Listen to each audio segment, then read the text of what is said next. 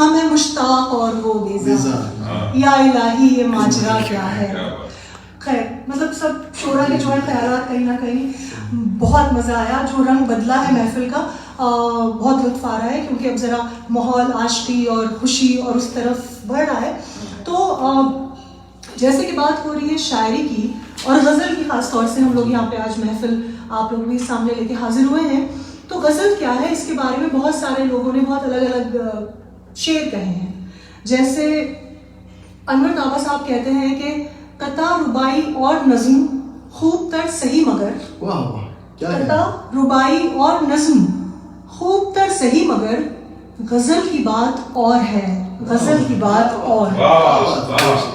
تو وہی جانثار اختر صاحب کیا کہتے ہیں، ہم سے پوچھو کہ غزل کیا ہے، غزل کا فن کیا ہے. ہم سے پوچھو کہ غزل کیا ہے، غزل کا فن کیا ہے، چند لفظوں میں کوئی آگ چھپا دی جائے. مطلب ہر ایک کا جو بیان ہے غزل. اور دوسری طرف ایک بڑا چھیڑ چھاڑ والا کلام ہے ریاست علی تاج صاحب، وہ یہ کہتے ہیں ان دو اشعار میں، چاندنی چھٹکی ہوئی ہو تو غزل ہوتی ہے، چاندنی چھٹکی ہوئی ہو تو غزل ہوتی ہے، جلبری پاس کھڑی ہو تو غزل ہوتی ہے، دل نشی کوئی نظارہ کوئی دلکش منظر.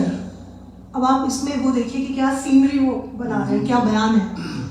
دل نشی کوئی نظارہ کوئی دلکش منظر، بات دلچسپ کوئی ہو تو غزل ہوتی ہے. شاعری نام ہے احساس کے لو پانے کا، شاعری نام ہے احساس کے لو پانے کا، آنکھ سی دل میں لگی ہو تو غزل ہوتی ہے.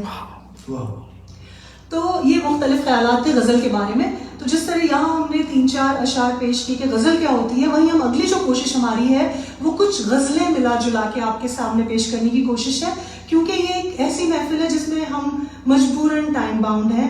تو اس وجہ سے بہت ہماری لسٹ کی جو ہم چاہ رہے تھے کہ سنی جائے ریاض صاحب سے، لیکن بقول ساحل لدھیانوی وقت کی ہر شے غلام، تو ہم سب کچھ نہیں سن سکتے تھے، آئندہ کے لیے چھوڑ دیتے ہیں. تو ہم نے یہاں فی الحال ایک میڈلے تیار کی ہے، بہت مقبول بہت خوبصورت کلام ملا جلا کے الیاس صاحب پیش کریں گے آپ لوگوں کے لیے، اور اس کے ساتھ ہم محفل کا سلسلہ آگے بڑھائیں گے. تو میڈلی سن لیں پھر آگے بڑھتے ہیں.